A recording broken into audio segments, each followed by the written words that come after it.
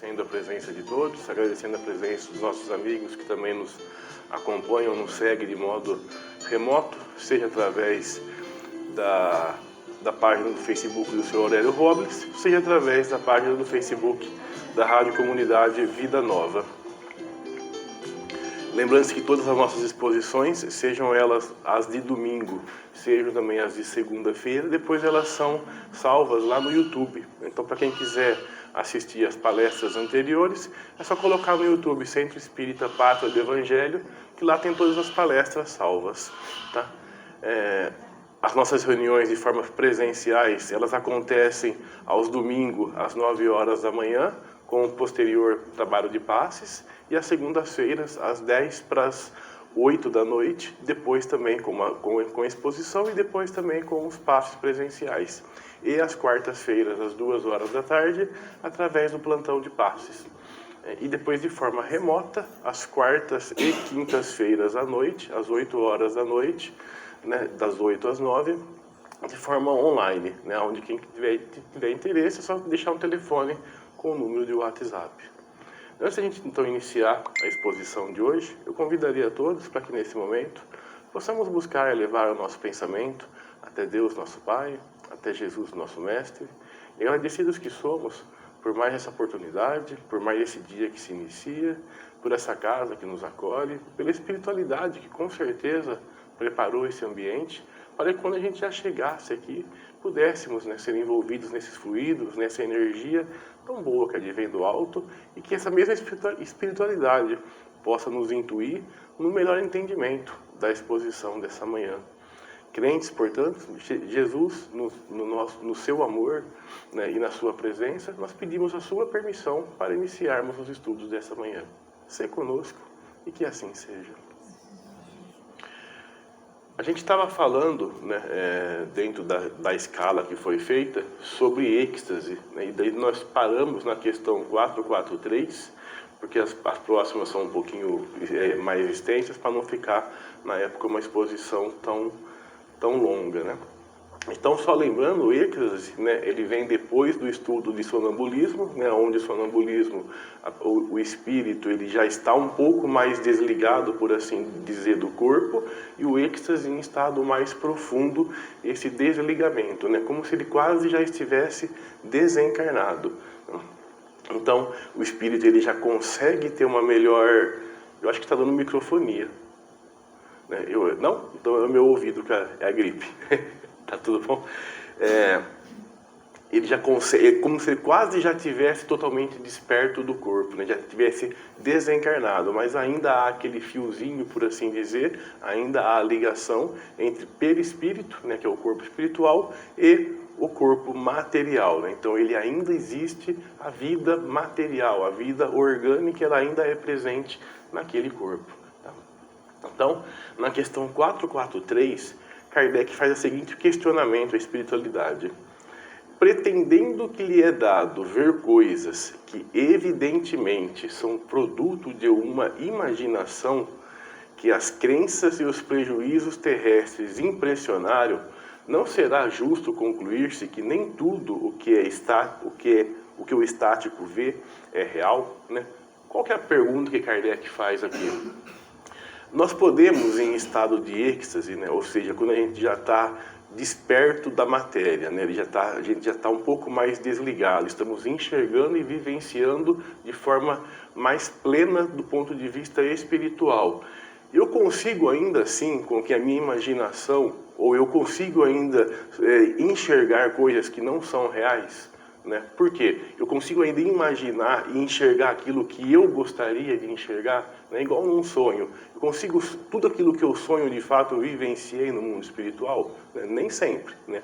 Algumas coisas eu simplesmente estou ali projetando. Né?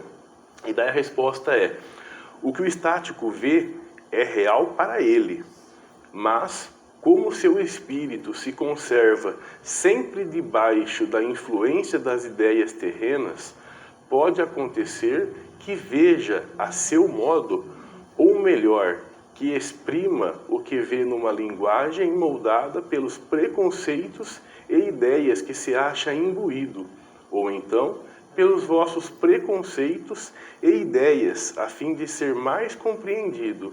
Nesse sentido, principalmente, é que lhe sucede errar, né?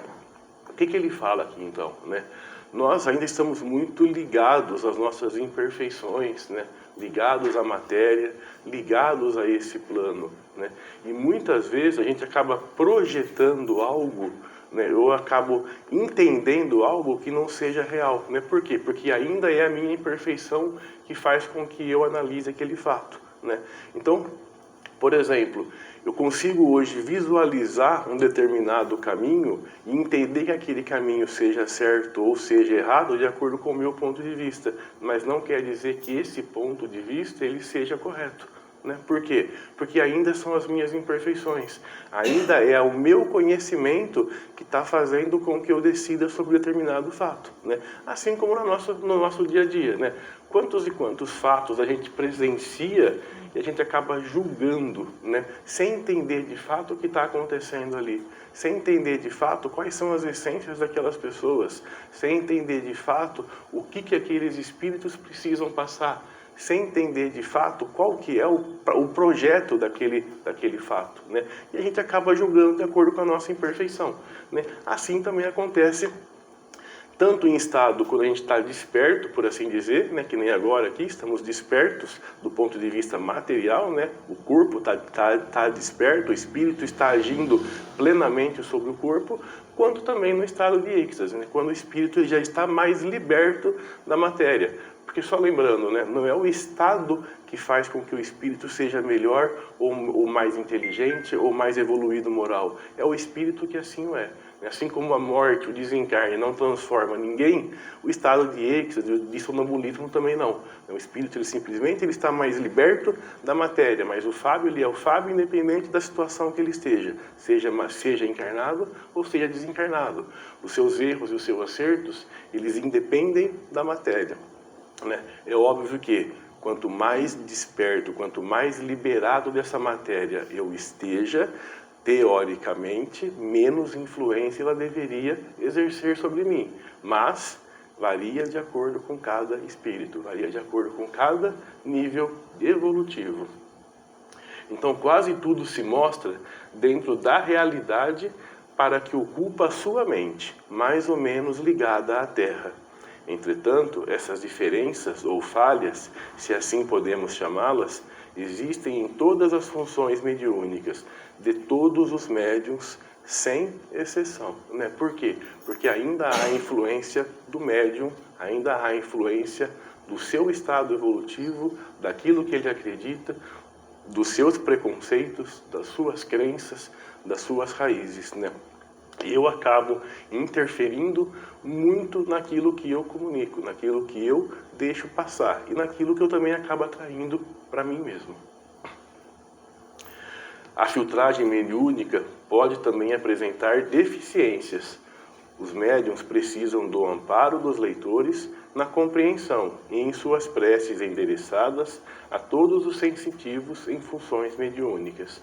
Os médiuns e os espíritas, em geral, precisam estudar, trabalhar e servir com grande empenho, né? Não apenas os espíritas, né? Não apenas os médiuns, né? Todo mundo, independente da sua religião, né? Tem que estudar, tem que trabalhar e tem que praticar exatamente aquilo que a gente acaba estudando, principalmente nós dentro da doutrina espírita, né? Então não adianta nada eu vir aqui estudar e lá fora fazer diferente, né? Não adianta nada eu querer ser um médium e trazer boas comunicações, mas a minha vida não ser exatamente aquilo que eu estudo e aquilo que eu falo, né? É muito mais fácil, às vezes, falar do que praticar. É por isso que a gente precisa estudar e fazer, né? Tem até um joguinho de palavras que às vezes eu faço em algumas apresentações que eu ouvi, né, também de uma palestra que ele fala sobre oração, né? Oração é simplesmente você juntar o orar com ação, né? Eu oro, eu agradeço, eu peço ajuda divina,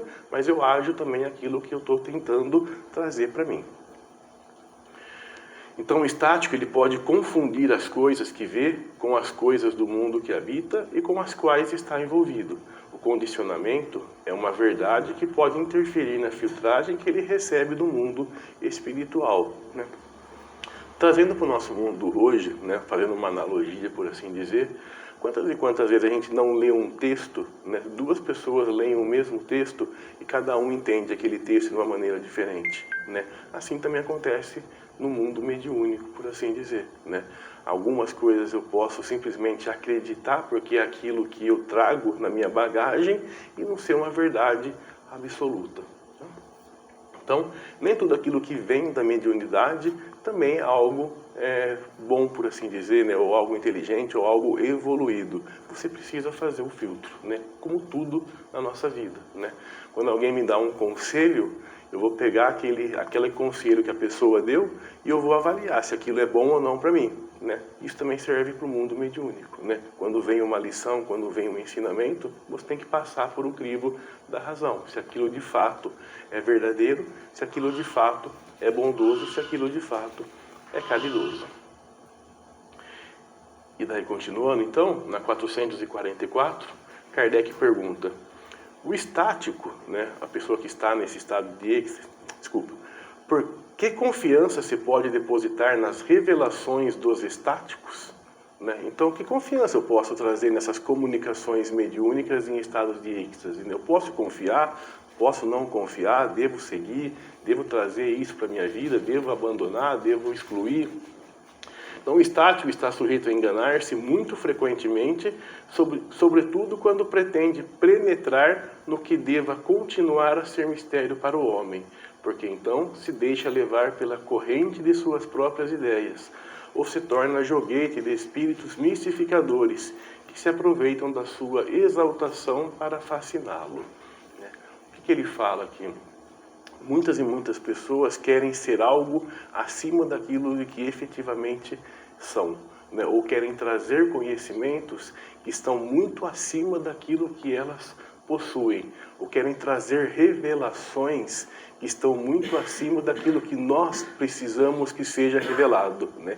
E quando eu quero muito algo e eu fico indo atrás disso, né, e não me é permitido, eu não tenho capacidade para poder penetrar nesse conhecimento, eu posso ser enganado com mais facilidade, né? Assim também como acontece no nosso mundo material, né? Quantas e quantas pessoas são enganadas porque querem algo fácil, querem um mais fácil, mais divertido, e daí outras pessoas acabam se aproveitando daquela pessoa para ser um joguete, né? Para ser algo de sarcasmo, ser algo de ironia. E isso também acontece no mundo espiritual, né? Existem espíritos brincalhões, né? Existem espíritos e muitos imperfeitos que acabam utilizando, às vezes, dessa nossa sede de querer mais, sem merecer ou sem estar preparado para isso, para ser um joguete de brincadeiras, né? Então, aquilo que vem do mundo espiritual, como a gente falou na questão anterior, ela deve ser sempre analisada, ela deve ser sempre colocada no crivo da razão, né? E não é simplesmente porque alguém se fez passar por um espírito superior, um espírito perfeito, que assinou um texto, né? Você precisa ver a essência daquele texto, né? Então, por exemplo, uma comunicação vinda de Emmanuel, que fala mal do outro, que fala sobre racismo, né? Que fala sobre guerras, né? Será que Emmanuel falaria algo sobre isso, ajudando a incentivar esse tipo de ação? Então não é porque assinou como Emmanuel que de fato vem de Emmanuel. Eu preciso passar pelo crivo. O que está falando o texto, né? Assim como também aquilo que vem de pessoas em estado de êxtase, né? A nossa própria consciência, ela tem a capacidade de discernimento para selecionar o que podemos guardar do que ouvimos ou lemos, né? Então, aquilo que eu escuto, inclusive em palestras, né? Quantas e quantas palestras a gente acaba estudando, acaba escutando, que às vezes não traz nada para agregar, né, para a vida, né? Nada é modo de dizer, né? Sempre tem algum ponto que é importante, né? Mas às vezes acaba passando, porque não era importante, não precisava ser falado daquilo. O estático pode enganar-se porque ele fica mais livre no transe, e a sua vontade prevalece em muitos aspectos. Por vezes, ele quer revelar coisas que devem ficar em segredo. Nesse interim, os espíritos malfazejos entram no espaço criado pela vaidade e fazem revelações espetaculares, por não se importarem com as consequências que advirão dos seus erros, né?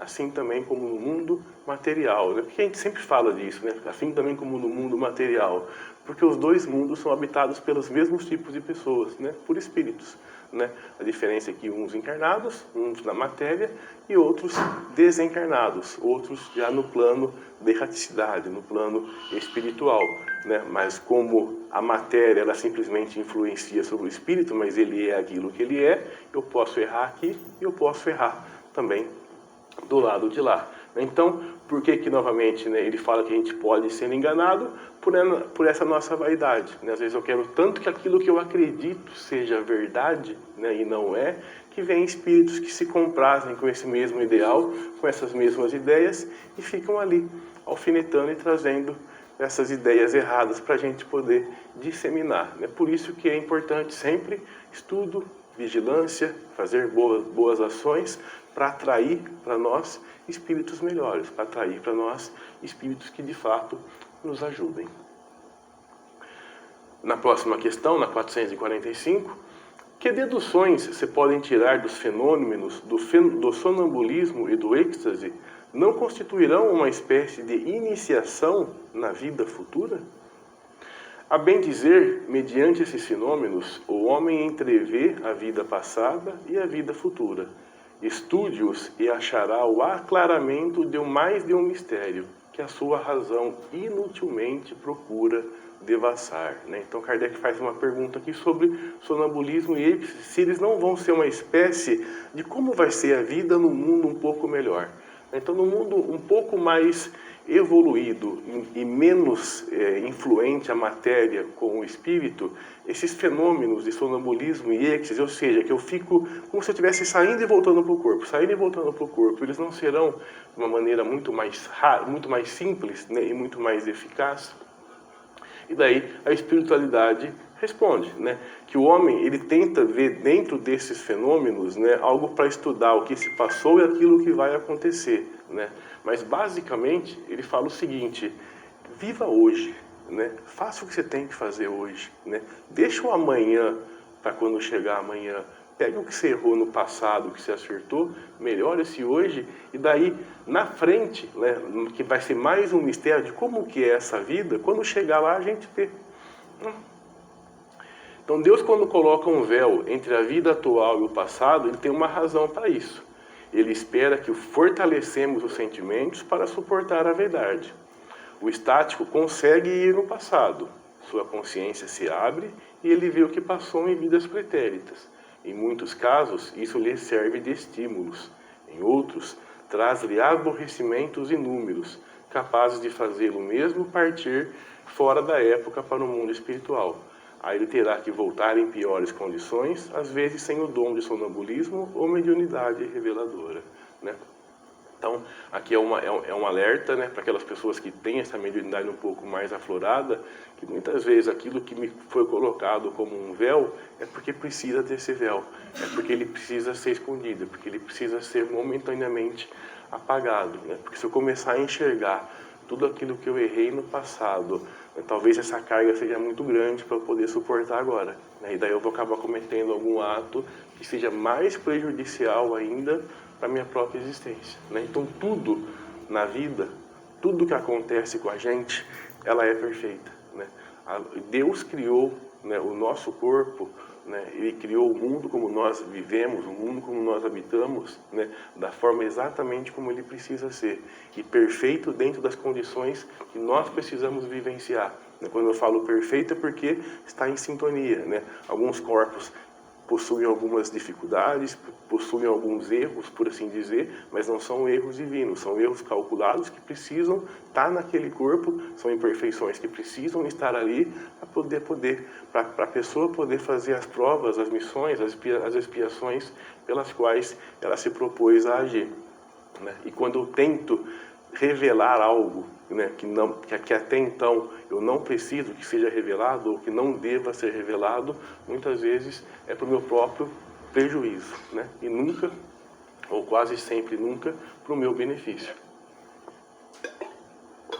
Então aqui é apenas um alerta, né? Vamos viver, né? Vamos continuar a nossa jornada, vamos tentar ser melhores cada dia E o futuro a gente vai ver quando chegar lá, né? Como que funciona essas questões de se é mais fácil ou não, se está menos apegado ou não, né? É lógico, estudando a gente vai nos preparando para essas novas jornadas, né?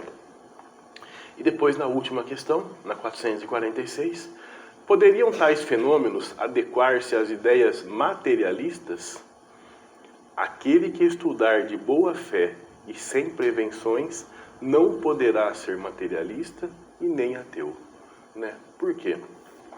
Quando a gente vê toda essa perfeição que o mundo é, né? Quando a gente vê que tudo aquilo que não foi criado pelo homem, né, deve ter sido criado por uma existência ou por um ser, né, ou por algo muito superior a nós, como é que eu vou começar a justificar essa questão de que Deus não existe, né? E como é que eu vou provar que Deus existe, né? Eu não consigo essa prova do ponto de vista científico, mas eu consigo através das suas obras, né? Eu consigo através daquilo que ele nos deixou. Se eu não me engano, o seu Aurélio, uma vez, numa exposição, fala de um astronauta que sai do mundo, né, que sai do planeta Terra e vai, acho que a Lua, ou vai a algum satélite, e daí quando ele volta, perguntam para ele, né, você que viu tudo isso, né, fora do planeta Terra, né, você ainda acredita em Deus? Né? E daí ele fala que por tudo aquilo que eu passei, por tudo aquilo que eu vi, eu não tenho como acreditar em Deus. Eu tenho certeza de que Deus existe, né? Porque já não é mais crença. Eu visualizei a perfeição que é fora daqui. A hora que você vê o mundo do lado de fora, toda a sua perfeição, o modo como ele gira, né, em relação ao Sol, o modo como ele gira em relação a ele mesmo, o ordenamento dos planetas, né? Quando a gente pega a nossa vida, o nosso corpo, né, que é simplesmente uma parcela dessa vida, e vê a perfeição, tudo funcionando exatamente como deveria funcionar, a natureza, tudo funcionando como exatamente deveria funcionar, né? Os animais vivendo exatamente como deveriam viver, com exceção do homem, né, que é o único que tem ali o livre-arbítrio, que é o único que pode influenciar nesse modo de vida, que é o único que pode influenciar inclusive na natureza.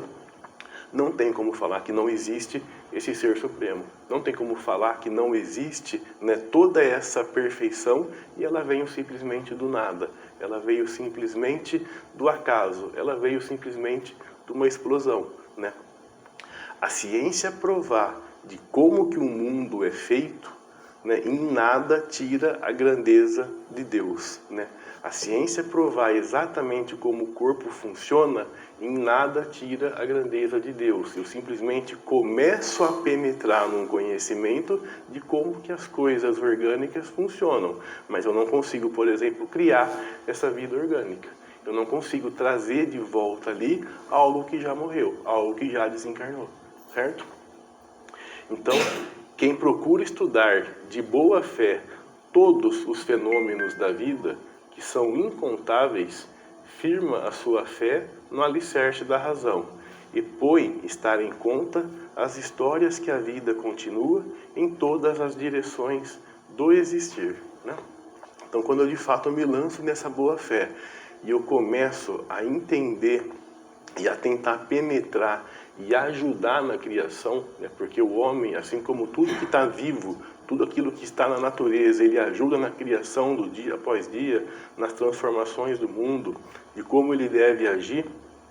Eu começo a ter cada vez mais certeza da existência de Deus e que de fato ele existe, né? Principalmente através das suas obras, principalmente através desse ordenamento, principalmente através de tudo aquilo que eu visualizo no meu mundo, visualizo na minha vida, né? E novamente a gente fala, lá atrás,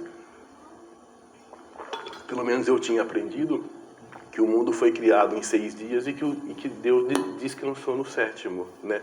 E quando a ciência vem e fala de que o mundo demorou bilhões e bilhões de anos para chegar no estado que está hoje, aonde que isso tira a grandeza de Deus, né?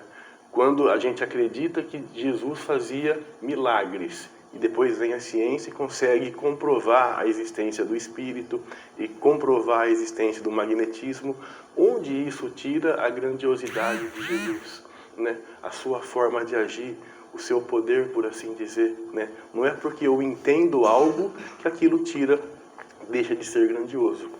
Não é porque eu começo a me esclarecer um pouquinho, né, ainda muito longe desses espíritos supremos, desses espíritos superiores, mas eu começo a sentir essa existência de Deus, aonde que tira, né, essa grandiosidade de Deus? Né? Onde que tira a sua perfeição? Em nada, né? Pelo contrário, ela se torna cada vez mais bela, ela se torna cada vez mais bonita de se olhar e de se vivenciar. Tá? Então é isso que a gente tinha para trazer essa manhã.